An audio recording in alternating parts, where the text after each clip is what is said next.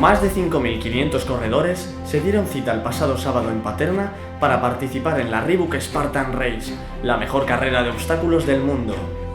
La carrera contó con dos distancias, la sprint de 5 kilómetros y más de 15 obstáculos y la super con más de 13 kilómetros y 20 obstáculos.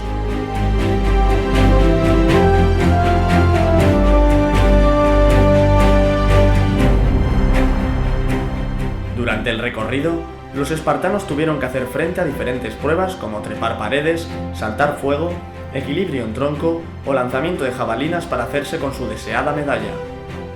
Gracias a la alta participación, miles de corredores llenaron hoteles, bares y restaurantes de Paterna que colgaron el cartel de completo durante el fin de semana. La tercera y última de las convocatorias españolas de la carrera ha contado con más de un 40% de participantes de la provincia de Valencia y un 23% de participación femenina en la prueba.